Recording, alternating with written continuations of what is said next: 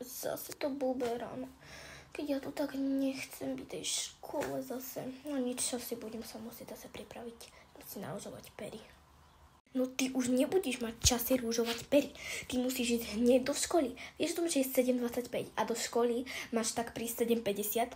Učiteľka inak hovorila na tom minulom rodičovskom, že máte chodiť do školy 7:45 a ty tam vždycky prídeš 7:50 alebo 7:55. Takže žiadne rúžovanie. Ale veď oco, ja musím byť aspoň trochu pekná. Nemôžem tej škole vyzerať ako nejaká škrata. Ako tá Elvíra nie je škrata, ale to je jedno. Tá nová je, teda asi bude, pretože vždycky, keď je nový žiak, tak nevyzerá dobre. No, ako vyzerám krajšie s tými perami. No dobre, tak idem teda do školy. A ty, mama, tu čo robíš? Nemala si byť na bratovom rodičovskom? Ale mala. Lenže som to nestihla.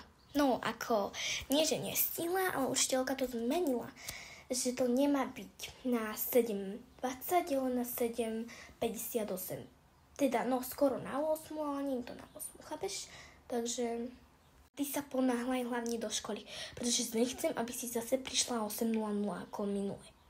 Veď, ale čo sa strachuješ? Však určite prídem aj skôr.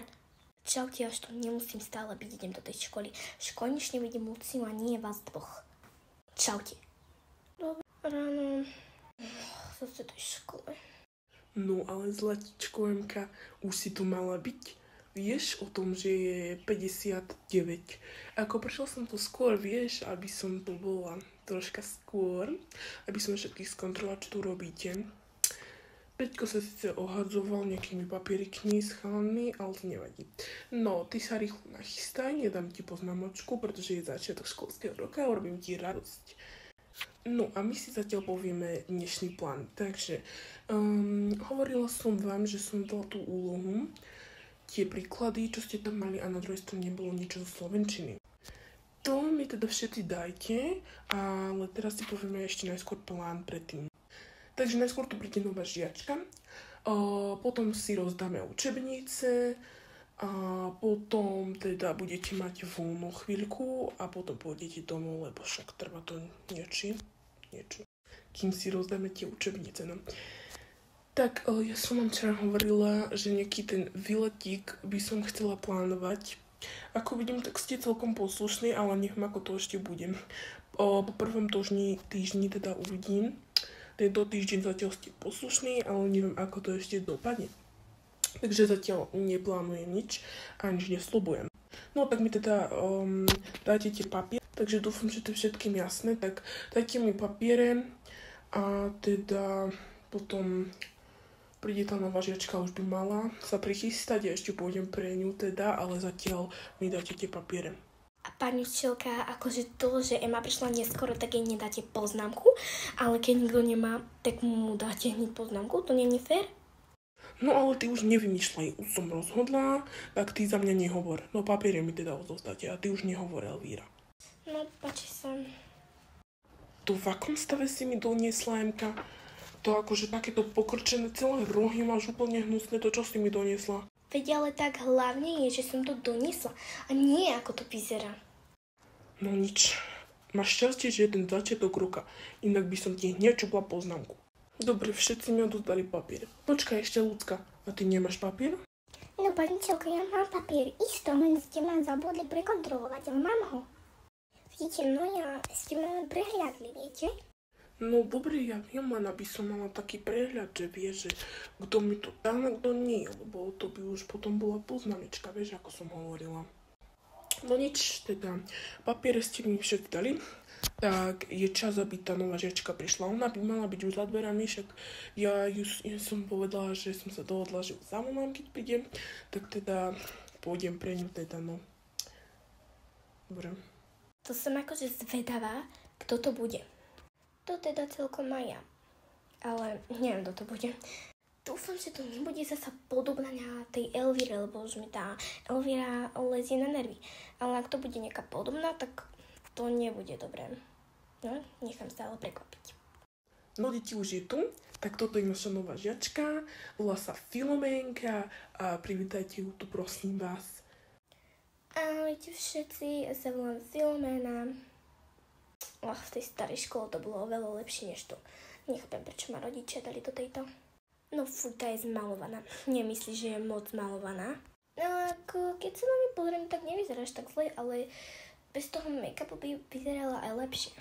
Ježiš, takú by som frajerku rozhodne nechcel s takým make-upom, že, Jožo?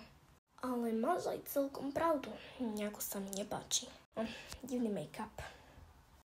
No, tak ja dúfam, že si ju privlastníte trochu a že bude mať nejakých kamarátov naša Filomenka, lebo no, v minulej škole mi povedala, že nemala dosť, ale tak ja dúfam, že v tejto našej škole jej bude určite dobré.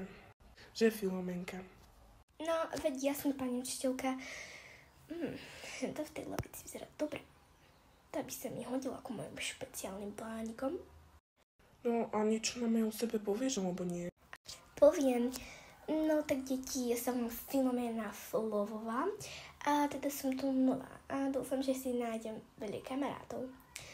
Pani učiteľka, s vami som sa už zoznamovala, takže nemusíte mi hovoriť vôbec nič, ja vás poznám. No, kto by ma nepoznal? Tak teda Filomenka, dobre.